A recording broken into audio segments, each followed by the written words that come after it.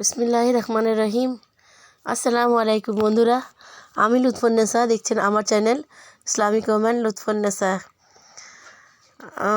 আমার সবার কাছে প্রথমে ক্ষমা চেয়ে নিচ্ছি সবার কাছে, কারণ আমার ভিডিওটা দিতে একটু দেরি হয়ে যাচ্ছে। কিছু করার নেই, কোনো একটা সমস্যার জন্য এরকম হচ্ছে। চেষ্টা করব ভিডিও তাড়াতাড়ি দেওয়ার। তো এটা সন্ধ্যার সময় আমরা একটা লেমন টি করে নিয়েছি। দুধ চা এখন অনেকটাই কমিয়ে দিয়েছি, আমি গ্রিন টি নেই, কিন্তু আজকে ইচ্ছা হলো একটু লেমন টি নেওয়ার, তো একটু লেমন টি করে নিয়েছি। আর এখানে একটু ব্রেড নিয়ে এসেছিলো, পাউরুটি। রুটিটা কিন্তু খুব ভালো লাগে খেতে। তো এখন আমরা সন্ধ্যার সময় লেমন টি আর পাউরুটি দিয়ে নাস্তা করে নিচ্ছি। তো আমার বন্ধুরা তো মনে হয় ভিডিও দেখছে না, তো আমাকে কমেন্টও করছে না যে মানে ভিডিও দেওয়া হচ্ছে না কেন। তো কিছু করার নেই, ভিডিও বন্ধুদের কাছে অনুরোধ, প্লিজ ভিডিওটা দেখে নেবেন। আর এটা হচ্ছে সকালে, পরের দিন সকালে। তো আমি এর আগে ব্লগে দেখিয়েছিলাম যে আমাদের ওই জায়ের ছেলেগুলো বা আমার বাচ্চাগুলো যে মাঠটা পরিষ্কার করছিল, তো ওরা এখন খেলছে। তো আমার ছোটো ছেলে ছিল না তখন, তো আমার ছোটো ছেলে এসছে, 2 দিনের জন্য এসেছিলো মাদ্রাসা থেকে, 2-3 দিনের জন্য। তো ওই খেলছিল।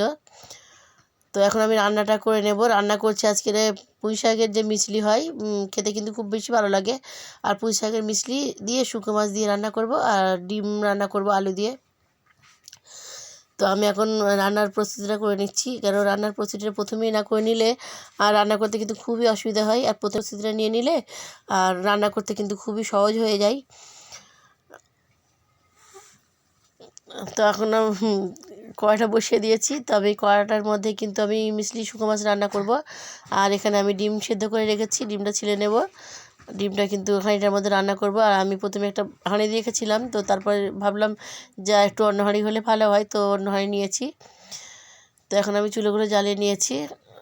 আর প্লিজ এখানে বলে দিচ্ছি, চ্যানেলটা দেখার আগে একটা সাবস্ক্রাইব করে দেবেন, সাথে পাশে বেল আইকনটা বাজিয়ে দেবেন, যাতে আমার দেওয়া ভিডিও নোটিফিকেশান আপনাদের কাছে সহজেই যেতে পারে।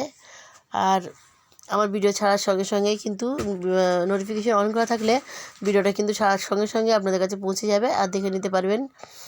আর ভিডিও নোটিফিকেশান অন না করা থাকলে কিন্তু ভিডিওটা যাবে না, দেরি হবে বা সার্চ করে দেখতে হবে।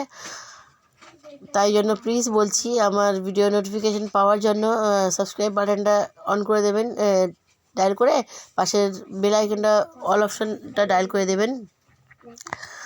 আর একটা লাইক দিয়ে কন্টিনিউ করবেন। লাইক দিলে কিন্তু একটা কিন্তু শেয়ারের সমান। লাইক দিলে কিন্তু আমার ভিডিওটা অন্যর কাছে যেতে সাহায্য হয়। ইউটিউবের কিন্তু এটা একটা নিয়ম, যাতে ভিডিও যত লাইক পাবে ততই ভিডিওটা কিন্তু এগিয়ে যাবে, অন্যের কাছে যাবে। তো প্লিজ আমার যদি কারোর ভাড়াই করার বা উপকার করার ইচ্ছা থাকে, আমার এই উপকারটা করে দেবেন। যদি আমার ভিডিওটা কোথাও বা একটুও দেখতে ভালো লাগে, আমার এই উপকারটা করে দেবেন। আমি রান্নাটা করে নিচ্ছি। তো সবাই তো জানেন, আমার ব্লগে যারা দেখেছেন তারা তো জানেনই যে আমি মাছ রান্না করলে প্রথমেই কিন্তু আমি রসুন ফোড়ন দিয়ে নিই। তো আমার রসুনটা ফোড়ন দেওয়া হয়ে যাওয়ার পর আমি এখানে পেঁয়াজ লাল করে নিয়েছি, পেঁয়াজটা মিডিয়াম ব্রাউন করে নিয়েছি। আর ওদিক থেকে আমার ডিমটাও রান্না হচ্ছে। ডিমের মধ্যে কিন্তু ডাইরেক্টলি আমি পেঁয়াজ দিয়ে দিয়েছি। তো এখন হালকা হালকা করে সব কিছু মশলা দিয়ে দিচ্ছি। যেহেতু শাক, তো পুঁই শাকের মধ্যে কিন্তু বেশি কড়া মশলা দিলে ভালো লাগবে না, তো একটু অল্প করে দিয়ে দিচ্ছি। আর আমি কিন্তু লঙ্কার গুঁড়োর চেয়ে আমি কিন্তু কাঁচামরিচের লঙ্কাটা আমাদের বেশি পছন্দ, আর সেন্টটাও ভালো আসে আর উপকারও শরীরের জন্য।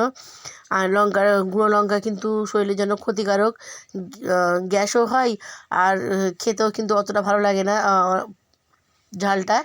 কিন্তু কাঁচা লঙ্কা বেশি পরিমাণে দিলে কিন্তু গন্ধটা একটা অন্যরকম আসে, আর শরীরের জন্য খুব বেশি ভালো। তো আবার এখন ডিমের মশলাটা কষানো হয়ে গেছে প্রায়, তো আমি ওখানে একটা টমেটো দিয়ে দিয়েছি। আর টমেটো দেওয়ার পর আমি আলুটা দিয়ে ভুনে নেবো, একবার কষিয়ে নেবো মশলাটা তারপর। আর এখানে আমি শুকনো মাছটা সুন্দর করে একদম পরিষ্কার করে গরম পানি দিয়ে ভিজিয়ে রেখেছিলাম, তারপর 3-4 বার ভালো করে ধুয়ে নিয়েছি। নেওয়ার পর আমি মশলাটা কষে নেওয়ার পর আমি শুকনো মাছটা দিয়ে দিয়েছি। দেওয়ার পর একটু হালকা হালকা করে নাড়াচাড়া করে নেব, বেশি কষবো না। শুকনো মাছটা দেওয়ার পর যদি কষেছি কিন্তু একদমই ছেড়ে যাবে, তো কষবো না, আমি হালকা করে নাড়াচাড়া করে নেব।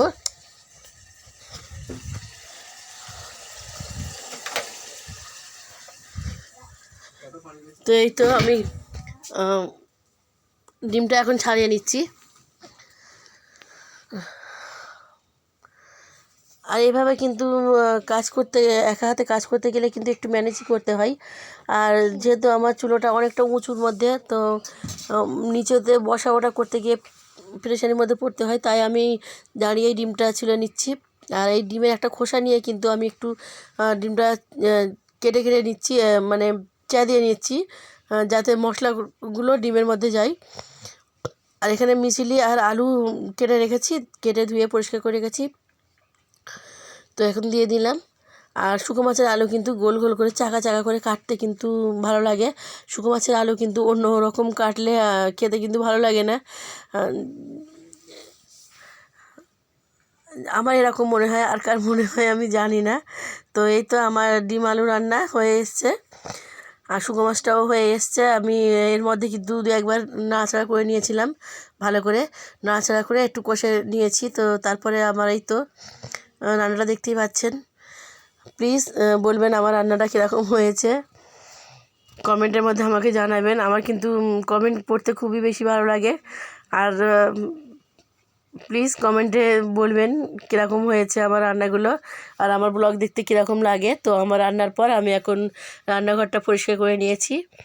তো রান্নার আগেও কিন্তু অনেকগুলো কাজ থাকে, আর রান্নার পরেও কিন্তু অনেকটা কাজ থাকে। তো সব কিছু হয়ে গেছে। তো রান্নার আগে তো কাজ, সকালের বাসি কাজ থাকে, তো সেগুলো করে নেওয়ার পরে রান্না শুরু করেছিলাম। তো রান্নার পরে আবার আমি পুরো পরিষ্কার করে নিয়েছি।